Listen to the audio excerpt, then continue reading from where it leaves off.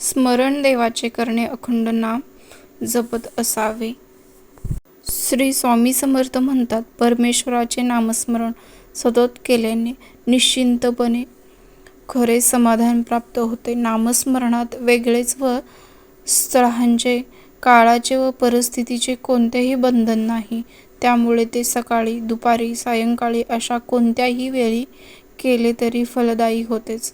सुखप्रसंगी, दुःखाचे वेळी, चिंता असताना अथवा आनंदसमयी अशा सर्व प्रसंगात नामाची साथ कधी सोडू नये.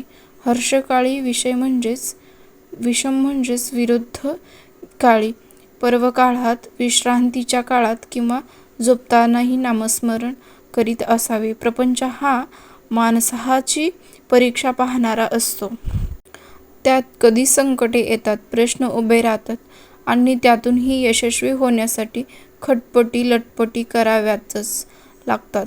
या सर्वच प्रसंगी सद्बुद्धी, सदाचारी आणि नामस्मरण या तिन्ही गोष्टींची संगत कधीही सोडू नये. या त्रिसूत्राचे यशस्वी होता येते.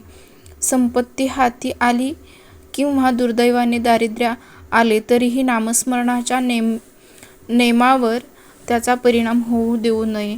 नामाला बंधन नसल्याने ते चालताना, बोलताना, आपला व्यवसाय, उद्योग, घर, नोकरी करताना, जेवणखाण करताना कोणत्याही परिस्थितीत घेता येते. नाम ही मनाची क्रिया असल्याने त्याचे प्रदर्शन मांडू नये, पण त्याचा नित्यनेम मोडू नये.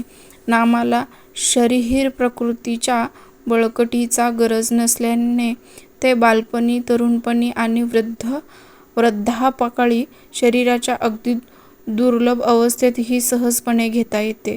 अंते मतीसा गती म्हणजे अंतकाळी जी बुद्धी असेल त्याप्रमाणे गती प्राप्त होते असे वचन आहे.